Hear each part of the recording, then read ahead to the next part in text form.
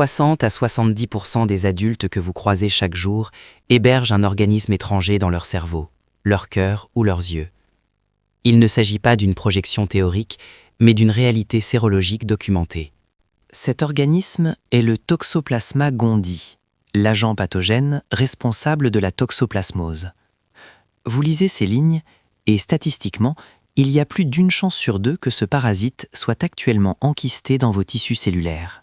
L'infection est classée comme cliniquement bénigne dans la majorité des cas, mais la réalité biologique est nettement plus complexe. Le parasite cible spécifiquement les tissus pauvres en renouvellement cellulaire, s'installant de manière permanente dans la rétine, le myocarde et le cortex cérébral. Pour une population spécifique, notamment les fœtus in utero et les individus immunodéprimés, cette présence silencieuse se transforme en une destruction cellulaire systémique, provoquant des hémiplégies, des malformations crâniennes sévères, des avortements spontanés et des décès. Voici l'anatomie exacte, les données épidémiologiques et les protocoles de détection d'une des infections parasitaires les plus répandues sur la planète. Les bases de données épidémiologiques mondiales révèlent un taux d'infection par la toxoplasmose qui défie les standards habituels des maladies parasitaires. Lorsque les laboratoires d'analyse médicale rapportent que 60 à 70% de la population adulte présente une sérologie positive, cela indique que le système immunitaire de ces milliards d'individus a détecté l'intrusion du Toxoplasma gondii et a produit des anticorps spécifiques, généralement des immunoglobulines G, IgG, qui restent détectables à vie. Cette positivité sérologique n'indique pas une infection passée et éliminée, mais une infection contenue. Le parasite n'est pas éradiqué par l'organisme humain, il est simplement neutralisé et contraint de modifier sa structure.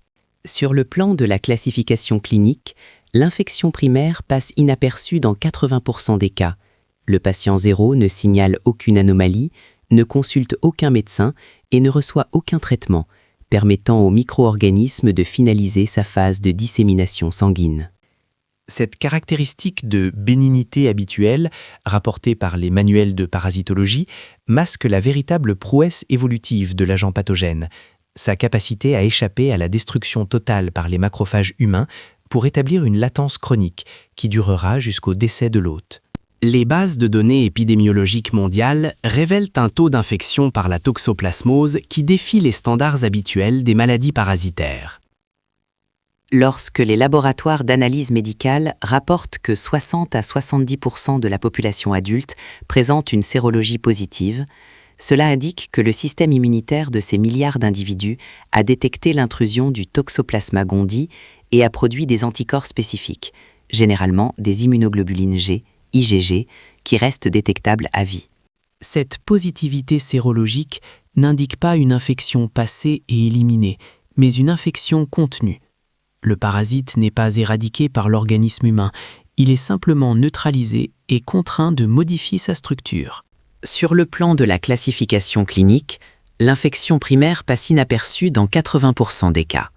Le patient zéro ne signale aucune anomalie, ne consulte aucun médecin et ne reçoit aucun traitement, permettant au micro-organisme de finaliser sa phase de dissémination sanguine.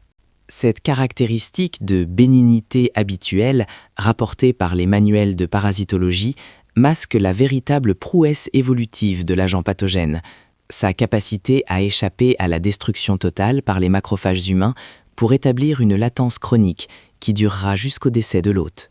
Le cycle de transfixion du Toxoplasma gondii repose sur une architecture biologique impliquant obligatoirement un hôte définitif et un ou plusieurs hôtes intermédiaires. Les données zoologiques et vétérinaires désignent formellement la famille des Félidés et spécifiquement le chat domestique, Felis catus, comme l'unique hôte définitif. C'est uniquement dans l'épithélium intestinal du chat que le parasite accomplit sa phase de reproduction sexuée. Un chat infecté excrète dans ses matières fécales des millions d'oocystes non sporulés. Après 1 à 5 jours dans l'environnement extérieur, ces oocystes sporulent et deviennent hautement infectieux, capables de survivre des mois, voire des années, dans un sol humide. L'être humain, classé comme hôte intermédiaire, au même titre que les ovins, les bovins ou les rongeurs, s'insère dans ce cycle par ingestion accidentelle. La contamination se fait strictement par voie orale. L'ingestion de viande crue ou insuffisamment cuite contenant des kystes tissulaires, particulièrement le mouton, le porc et le bœuf, est la voie principale dans de nombreuses cultures gastronomiques. Vient ensuite la consommation d'aliments souillés, tels que des légumes cultivés dans une terre contaminée par des déjections félines et consommés sans lavage rigoureux. Enfin, la contamination transplacentaire, où le parasite franchit la barrière placentaire au cours d'une grossesse, représente le vecteur de transmission générant les conséquences cliniques les plus graves. Chez le patient immunocompétent, la toxoplasmose acquise postnatale génère un tableau clinique discret. L'examen physique révèle fréquemment une polyadénopathie, c'est-à-dire l'augmentation du volume de plusieurs ganglions lymphatiques localisés de manière prédominante dans la région cervicale, cou et occipitale, base du crâne. Ces ganglions sont fermes, indolores et ne suppurent pas. Cette manifestation est accompagnée d'une asthénie sévère, fatigue importante, qui peut persister pendant des semaines, associée à une fébricule, fièvre légère, dépassant rarement les 38 degrés Celsius. Cependant, les rapports neurologiques documentent des cas d'encéphalite toxoplasmique. La dynamique change radicalement et de manière létale lors de l'apparition de formes graves chez les patients immunodéprimés. Chez les individus atteints du VIH au stade SIDA, les patients sous traitement immunosuppresseur post-greffe ou sous chimiothérapie lourde, l'effondrement des lymphocytes T CD4+, permet la réactivation incontrôlée des kystes dormants dans le cerveau. Le tableau clinique révèle alors une nécrose tissulaire massive, se manifestant par des signes neurologiques focaux stricts, apparition soudaine d'une hémiplégie, paralysie d'un côté du corps, crise d'épilepsie réfractaire, déficit cognitif rapide et, en l'absence de traitement antiparasitaire urgent, le coma suivi du décès.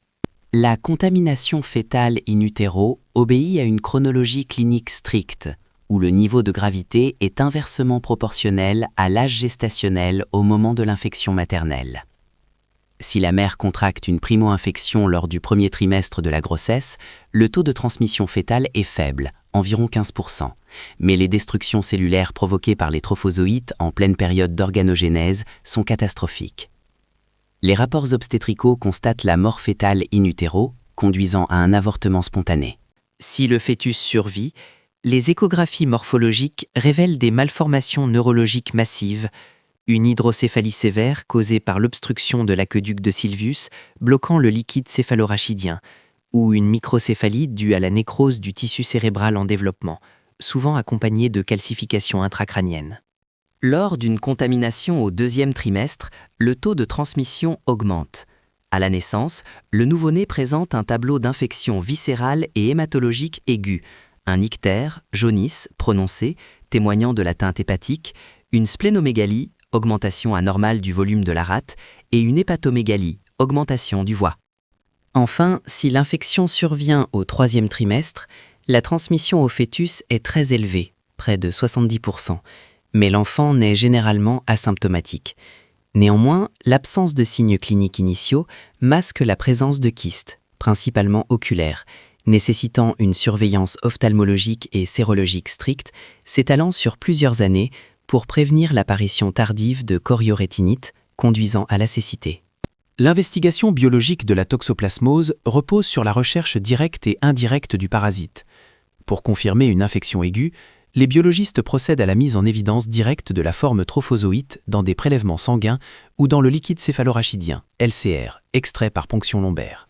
Ces échantillons sont centrifugés, colorés chimiquement, souvent au GIEMSA, et analysés sous grossissement microscopique intense ou soumis à une amplification génétique par PCR, Polymerase Chain Reaction. Pour identifier les formes kystiques tissulaires chroniques, les pathologistes réalisent des biopsies tissulaires, l'exemple clinique le plus fréquent étant le prélèvement chirurgical d'un ganglion lymphatique, biopsie ganglionnaire, dont les coupes histologiques révéleront la structure kystique caractéristique. Au niveau préventif, les protocoles sanitaires internationaux ciblent exclusivement la femme enceinte dont les analyses de laboratoire indiquent un statut séronégatif lors du bilan prénatal obligatoire. Cette séronégativité certifie l'absence d'anticorps protecteurs. Le protocole exige la consommation exclusive de viande cuite à cœur, atteignant une température interne supérieure à 67 degrés Celsius pour détruire les kystes tissulaires, l'interdiction totale de viande fumée, séchée ou marinée. il impose un lavage minutieux et abrasif des mains après toute manipulation de viande crue, de terre ou de légumes, ainsi qu'un lavage exhaustif des fruits et légumes consommés crus pour éliminer les zoocystes potentiels. Enfin, les directives médicales exigent d'éviter tout contact direct avec les chats, d'interdire à la patiente de vider ou de nettoyer les litières félines et de porter des gants pour toute activité de jardinage impliquant un contact avec un sol potentiellement contaminé. La toxoplasmose n'est pas un simple désagrément médical, c'est une infection endémique qui a colonisé plus de la moitié de l'humanité de manière imperceptible.